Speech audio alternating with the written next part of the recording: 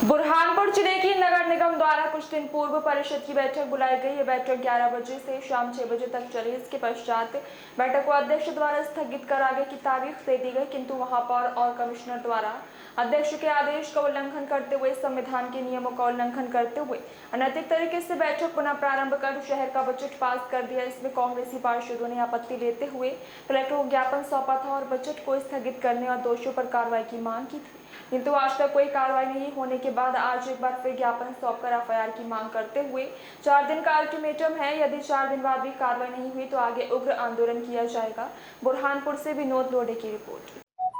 हमारी 21 तारीख को जो परिषद की मीटिंग हुई थी, मीटिंग होने के बाद में जो आसंदी का अपमान हुआ उसको लेकर हमने एसपी साहब को ज्ञापन दिया है कि जो वरिष्ठ पार्षद थे जो आसंदी पर बैठे थे उन पर कठोर से कठोर कार्रवाई हो और ये जो पद था उस पद की गरिमा का उन्होंने उल्लंघन किया, उसको लेकर हमने एसपी साहब को शिकायत की है। यदि एफआईआर नहीं हुई तो इसके बाद क्या करेगी कांग्रेस? आगे आंदोलन करेंगे। जिस प्रकार से छल कपट करके 420 करके बुरहानपुर की जनता को और परिषद को ठगने का काम, परिषद के साथ छल करने का काम और बुरहानपुर की जनता को छल करने का काम पूर्व महापौर अतुल पटेल, वर्तमान महापौर माधुरी पटेल और जो आसंदी पे जो लोग पार्षद विराजमान हुए थे जिन्होंने आसंदी का भी अपमान किया है, तो हमने कलेक्टर अपने एसपी महोदय से यही निवेदन किया कि जिन्होंने गलत तरीके से बजट को पास किया, जनता का शोषण करने का काम, 50 रुपए महीने का पानी का टेस्ट को 200 रुपए किया, संपत्ति कर 25% बढ़ाने का काम किया, जिन्होंने नामांतरण के 500 रुपए लगते जिसको 5000 किया, जो कि उनको ये लग रहा था कि कांग्रेस पार्षद जनता के हित नहीं होने देंगे और जनता के हित में खड़े होकर हम उनका कुछ भी मनमान्य तरीके से इंडस्ट्री का जो टैक्स बढ़ रहा है उसको हम बढ़ने नहीं देंगे। इस कारण ये छल कपट और झूठ का सहारा लेकर संविधान का पूर्ण रूप से उल्लंघन, संविधान को इन्होंने बता दिया भाजपा ने कि हम संविधान को नहीं मानते और उस दिन उन्होंने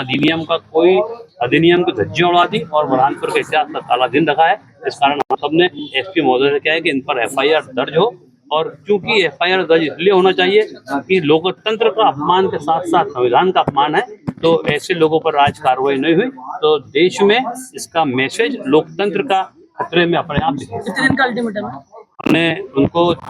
4 दिन का अल्टीमेटम दिया है। अल्टीमेटम हमने उनसे ये कहा है कि आप वहाँ पर वीडियो रिकॉर्डिंग होगी, वीडियो रिकॉर्डिंग बना के आप देख लीजिए कि क्या है। वीडियो रिकॉर्डिंग तो कहीं छुपी किसी से नहीं है,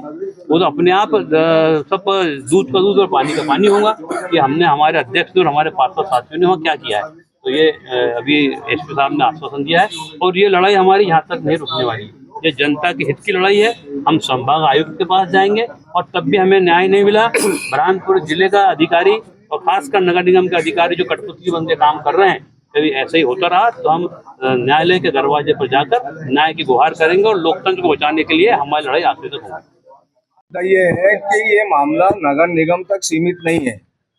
दरअसल क्या है कि अधिनियम के अंदर अध्यक्ष को ये अधिकार है कि वो हालात को देखते हुए मीटिंग को स्थगित करने का अधिकार ये अध्यक्ष का है, और ये ऐसा अधिकार है कि जो कोई भी इसको समाप्त नहीं कर सकता, और अध्यक्ष की मीटिंग समाप्त करने के बाद कोई भी मीटिंग को संचालित नहीं कर सकता। जहाँ तक कि ये मामला आया है कि ये क्रिमिनल ऑफेंस है कि नगर निगम में निर्वाचित अध्यक्ष अनीता अमर यादव के रहने के बावजूद किसी और को अध्यक्ष के आसन पर बैठाना, ये ऐसा हो गया है कि हम अगर बुरहानपुर की जबान में कहें कि फर्जी अध्यक्ष बनाकर नगर निगम के लोक दस्तावेज जो वहां पर प्रोसीडिंग होती है वो जनता की लोक प्रोसीडिंग होती है, तो लोक दस्तावेजों में झूठे प्रोसीडिंग लिखना, झूठे दस्तावेज तैयार करना, तो ये जाली फर्जी दस्तावेजों की कैटेगरी में आता है। तो ये पुलिस की कार्रवाई, प्रथम सूचना प्रतिवेदन इस पर दर्ज होना चाहिए, नहीं तो कल को क्या होगा कि एक अध्यक्ष कोई भी बने वो मीटिंग को घोषित करेगा स्थगित और 5, 10, 15, 20 पार्षद मिलकर उस मीटिंग को फिर से वापस चालू कर देंगे, एक फर्जी अध्यक्ष बैठा देंगे एक कमिश्नर बैठा देंगे और उसके ऊपर जो है तो प्रोसीडिंग लिखना शुरू कर देंगे। तो ये शासकीय लोक दस्तावेजों के साथ अपराध कारित किया है, ये जनता के साथ अपराध कारित किया है। और निर्वाचित अध्यक्ष जिसको कानून में अधिकार दिया है, संविधान ने अधिकार दिया है, वो अनीता अमर यादव के व्यक्तिगत अधिकारों का भी हनन है, कानून का हनन है, संविधान का हनन है। तो प्रथम